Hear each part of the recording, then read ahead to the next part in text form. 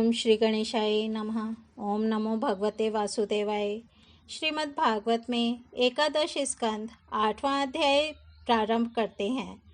अवधूतोपाख्यान, अजगर से लेकर पिंगला तक 9 गुरुओं की कथा। अवधूत दत्तात्रेय जी कहते हैं, राजन, प्राणियों को जैसे बिना इच्छा के, बिना किसी प्रयत्न के रोकने की चेष्टा करने पर भी पूर्व कर्मानुसार दुख प्राप्त होते हैं, वैसे ही स्वर्ग में या नरक में कहीं भी रहे उन्हें इंद्रिय संबंधी सुख भी प्राप्त होते ही हैं। इसलिए सुख और दुख का रहस्य जानने वाले बुद्धिमान पुरुष को चाहिए कि इनके लिए इच्छा अथवा किसी प्रकार का प्रयत्न न करे। बिना मांगे, बिना इच्छा के स्वयं ही अनायास जो कुछ मिल जाए, वह चाहे रूखा सूखा हो, चाहे बहुत मधुर और स्वादिष्ट, अधिक हो या थोड़ा, बुद्धिमान पुरुष अजगर के समान उसे ही खाकर जीवन निर्वाह कर ले और उदासीन रहे। यदि भोजन न मिले तो उसे भी प्रारब्ध भोग समझकर किसी प्रकार की चेष्टा न करे, बहुत दिनों तक भूखा ही पड़ा रहे। उसे चाहिए कि अजगर के समान केवल प्रारब्ध के अनुसार प्राप्त हुए भोजन में ही संतुष्ट रहे। उसके शरीर में मनोबल, इंद्रिय बल और देह बल तीनों हों, तब भी वह निश्चेष्ट ही रहे। निद्रा रहित होने पर भी सोया हुआ सा रहे और कर्मेंद्रियों के होने पर भी उनसे कोई चेष्टा न करे। राजन, मैंने अजगर से यही शिक्षा ग्रहण की है। समुद्र से मैंने यह सीखा है कि साधक को सर्वदा प्रसन्न और गंभीर रहना चाहिए। उसका भाव अथाह, अपार और असीम होना चाहिए तथा किसी भी निमित्त से उसे शोभना होना चाहिए। उसे ठीक वैसे ही रहना चाहिए जैसे ज्वार भाटे और तरंगों से रहित शांत समुद्र। देखो, समुद्र वर्षा ऋतु में नदियों की बाढ़ के कारण बढ़ता नहीं और न ग्रीष्म ऋतु में घटता ही है। वैसे ही भगवत परायण साधक को भी सांसारिक पदार्थों की प्राप्ति से प्रफुल्लित न होना चाहिए और न उनके घटने से उदास ही होना चाहिए। राजन, मैंने पतंगों से यह शिक्षा ग्रहण की है कि जैसे वह रूप पर मोहित होकर आग में कूद पड़ता है और जल मरता है, वैसे ही अपनी इंद्रियों को वश में न रखने वाला पुरुष जब स्त्री को देखता है तो उसके हाव भाव पर लट्टू हो जाता है और घोर अंधकार में नरक में गिरकर अपना सत्यानाश कर लेता है। सचमुच स्त्री देवताओं की वह माया है जिससे जीव भगवान या मोक्ष की प्राप्ति से वंचित रह जाता है। मूढ़ कामिनी कंचन, गहने, कपड़े आदि नाशवान माइक पदार्थों में फंसा हुआ है और जिसकी संपूर्ण चित्तवृत्ति उनके उपभोग के लिए ही लालायित है, वह अपनी विवेक बुद्धि खोकर पतंगे के समान नष्ट हो जाता है। राजन, सन्यासी को चाहिए कि गृहस्थों को किसी प्रकार का कष्ट न देकर भौरे की तरह अपना जीवन निर्वाह करे। वह अपने शरीर के लिए उपयोगी रोटी के कुछ टुकड़े कई घरों से मांग ले। जिस प्रकार भौरा विभिन्न पुष्पों से, चाहे वे छोटे हों या बड़े, उनका सार संग्रह करता है, वैसे ही बुद्धिमान पुरुष को चाहिए कि छोटे बड़े सभी शास्त्रों से उनका सार, उनका रस निचोड़ ले।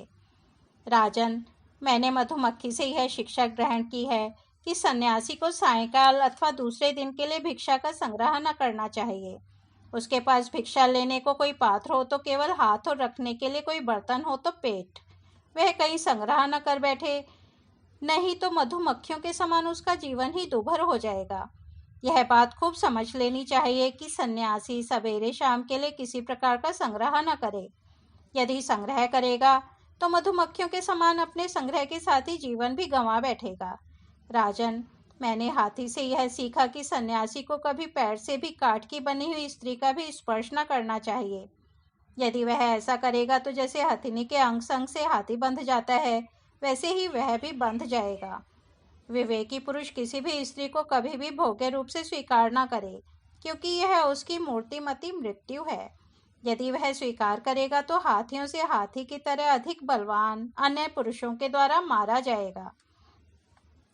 मैंने मधु निकालने वाले पुरुष से यह शिक्षा ग्रहण की है कि संसार के लोभी पुरुष बड़ी कठिनाई से धन का संचय तो करते हैं, किंतु वह संचित धन न किसी को दान करते हैं और न स्वयं उसका उपभोग ही करते हैं। बस जैसे मधु निकालने वाला मधुमक्खियों द्वारा संचित रस को निकाल ले जाता है, वैसे ही उनके संचित धन को भी उसकी टोह रखने वाला कोई दूसरा पुरुष ही भोगता है। तुम देखते हो ना कि मधुहारी मधुमक्खियों का जोड़ा हुआ मधु उनके खाने से पहले ही साफ कर जाता है। वैसे ही गृहस्थों के बहुत कठिनाई से संचित किए पदार्थों को, जिनसे वे सुख भोग की अभिलाषा रखते हैं, उनसे भी पहले सन्यासी और ब्रह्मचारी भोगते हैं। क्योंकि गृहस्थ तो पहले अतिथि अभ्यागतों को भोजन कराकर ही स्वयं भोजन करेगा। मैंने हरिण से यह सीखा है कि वनवासी सन्यासी को कभी विषय संबंधी गीत नहीं सुनने चाहिए। वह इस बात की शिक्षा उस हरिण से ग्रहण करे जो व्याध के गीत से मोहित होकर बंध जाता है। तुम्हें इस बात का पता है कि हरिणी के गर्भ से पैदा हुए ऋषि श्रेंग मुनि स्त्रियों का विषय संबंधी गाना बजाना, नाचना आदि देख सुनकर उनके वश में हो गए थे और उनके हाथ की कठपुतली बन गए थे। अब मैं तुम्हें मछली की सीख सुनाता हूँ। जैसे मछली कांटे में लगे हुए मांस के टुकड़े के लोभ से अपने प्राण गंवा देती है, वैसे ही स्वाद का लोभी दुर्बुद्धि मनुष्य भी मन को मत कर व्याकुल कर देने वाली अपनी जिह्वा के वश में हो जाता है और मारा जाता है। विवेकी पुरुष भोजन बंद करके दूसरी इंद्रियों पर तो बहुत शीघ्र विजय प्राप्त कर लेते हैं, परंतु इससे उनकी रसना इंद्रिय वश में नहीं होती। वह तो भोजन बंद कर देने से और भी प्रबल हो जाती है। मनुष्य और सब इंद्रियों पर विजय प्राप्त कर लेने पर भी तब तक जितेंद्रिय नहीं हो सकता जब तक रसनेन्द्रिय को अपने वश में नहीं कर लेता, और यदि रसनेन्द्रिय को वश में कर लिया तब तो मानो सभी इंद्रियां वश में हो गईं। नृपनंदन। प्राचीन काल की बात है। विदेह नगरी मिथिला में एक वैश्य रहती थी। उसका नाम था पिंगला। मैंने उससे जो कुछ शिक्षा ग्रहण की वह मैं तुम्हें सुनाता हूँ, सावधान होकर सुनो। वह स्वेच्छाचारिणी तो थी ही, रूपवती भी थी। एक दिन रात्रि के समय किसी पुरुष को अपने रमण स्थान में लाने के लिए खूब बन ठन कर उत्तम वस्त्राभूषणों से सजकर बहुत देर तक अपने घर के बाहरी दरवाजे पर खड़ी रही।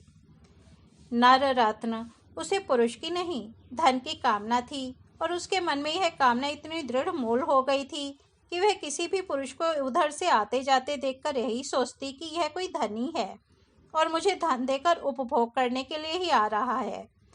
जब आने जाने वाले आगे बढ़ जाते तब फिर वह संकेत जीवनी वैश्य यही सोचती कि अवश्य ही अब की बार कोई ऐसा धनी मेरे पास आवेगा जो मुझे बहुत सा धन देगा। उसके चित्त की यह दुराशा बढ़ती ही जाती थी। वह दरवाजे पर बहुत देर तक टंगी रही। उसकी नींद भी जाती रही। वह कभी बाहर आती तो कभी भीतर जाती। इस प्रकार आधी रात हो गई। राजन, सचमुच आशा और सो भी धन की बहुत बुरी है। धनी की बाट जोहते जोहते उसका मुंह सूख गया, चित्त व्याकुल हो गया। अब उसे इस वृत्ति से बड़ा वैराग्य हुआ। उसमें दुख बुद्धि हो गई। इसमें संदेह नहीं कि वैराग्य का कारण चिंता ही थी, परंतु ऐसा वैराग्य भी है तो सुख का ही हेतु। जब पिंगला के चित्त में इस प्रकार वैराग्य की भावना जागृत हुई तब उसने एक गीत गाया। वह मैं तुम्हें सुनाता हूँ। राजन, मनुष्य आशा की फांसी पर लटक रहा है। इसको तलवार की तरह काटने वाली यदि कोई वस्तु है तो वह केवल वैराग्य है। प्रिय राजन, जिसे वैराग्य नहीं हुआ है, जो इन बखेड़ों से उबा नहीं है, वह शरीर और इसके बंधन से उसी प्रकार मुक्त नहीं होना चाहता जैसे अज्ञानी पुरुष ममता छोड़ने की इच्छा भी नहीं करता। पिंगला ने यह गीत गाया था। हाय हाय, मैं इंद्रियों के अधीन हो गई। भला मेरे मोह का विस्तार तो देखो। मैं इन दुष्ट पुरुषों से, जिनका कोई अस्तित्व ही नहीं है, विषय सुख की लालसा करती हूँ। कितने दुख की बात है। मैं सचमुच मूर्ख हूँ। देखो तो सही, मेरे निकट से निकट हृदय में ही मेरे सच्चे स्वामी भगवान विराजमान हैं। वे वास्तविक प्रेम, सुख और परमार्थ का सच्चा धन भी देने वाले हैं। जगत के पुरुष अनित्य हैं और वे नित्य हैं। हाय हाय, मैंने उनको तो छोड़ दिया और उन तुच्छ मनुष्यों का सेवन किया जो मेरी एक भी कामना पूरी नहीं कर सकते। उल्टे दुख, भय, आधि व्याधि, शोक और मोह ही देते हैं। यह मेरी मूर्खता की हद है कि मैं उनका सेवन करती हूँ। बड़े खेद की बात है, मैंने अत्यंत निंदनीय आजीविका वैश्यवृत्ति का आश्रय लिया और व्यर्थ में अपने शरीर और मन को कलेश दिया, पीड़ा पहुंचाई। मेरा यह शरीर बिक गया है। लंपट, लोभी और निंदनीय मनुष्यों ने इसे खरीद लिया है और मैं इतनी मूर्ख हूँ कि इसी शरीर से धन और रति सुख चाहती हूँ। मुझे धिक्कार है। यह शरीर एक घर है। इसमें हड्डियों के टेढ़े तिरछे बांस और खंभे लगे हुए हैं। चाम, रोएं और नाखूनों से यह छाया गया है। इसमें 9 दरवाजे हैं जिनसे मल निकलते ही रहते हैं। इसमें संचित संपत्ति के नाम पर केवल मल और मूत्र है। मेरे अतिरिक्त ऐसी कौन स्त्री है जो इस स्थूल शरीर को अपना प्रिय समझकर सेवन करेगी। यूं तो यह विदेहों की, जीवन मुक्तों की नगरी है, परंतु इसमें मैं ही सबसे मूर्ख और दुष्ट हूँ, क्योंकि अकेली मैं ही तो आत्मदानी, अविनाशी एवं परम प्रियतम परमात्मा को छोड़कर दूसरे पुरुष की अभिलाषा करती हूँ। मेरे हृदय में विराजमान प्रभु समस्त प्राणियों के हितैषी, सुहृद, प्रियतम, स्वामी और आत्मा हैं। अब मैं अपने आप को देकर इन्हें खरीद लूंगी और इनके साथ वैसे ही विहार करूंगी जैसे लक्ष्मी जी करती हैं। मेरे मूर्ख चित्त, तू बतला तो सही, जगत के विषय भोगों ने और उनको देने वाले पुरुषों ने तुझे कितना सुख दिया है। अरे वे तो स्वयं ही पैदा होते और मरते रहते हैं। मैं केवल अपनी ही बात नहीं कहती, केवल मनुष्यों की भी नहीं, क्या देवताओं ने भी भोगों के द्वारा अपनी पत्नियों को संतुष्ट किया है। वे बेचारे तो स्वयं काल के गाल में पड़े पड़े कराह रहे हैं। अवश्य ही मेरे किसी शुभ कर्म से विष्णु भगवान मुझ पर प्रसन्न है, तभी तो दुराशा से मुझे इस प्रकार वैराग्य हुआ है। अवश्य ही मेरा यह वैराग्य सुख देने वाला होगा। यदि मैं मंदभागिनी होती तो मुझे ऐसा दुख ही न उठाने पड़ते जिनसे वैराग्य होता है। मनुष्य वैराग्य के द्वारा ही घर आदि के सब बंधनों को काटकर शांति लाभ करता है। अब मैं भगवान का यह उपकार आदरपूर्वक सिर झुकाकर स्वीकार करती हूँ और विषय भोगों की दुराशा छोड़कर उन्हीं जगदीश्वर की शरण ग्रहण करती हूँ। अब मुझे प्रारब्ध के अनुसार जो कुछ मिल जाएगा उसी से निर्वाह कर लूँगी और बड़े संतोष तथा श्रद्धा के साथ रहूँगी। मैं अब किसी दूसरे पुरुष की ओर न ताककर अपने हृदयेश्वर आत्मस्वरूप प्रभु के साथ ही विहार करूँगी।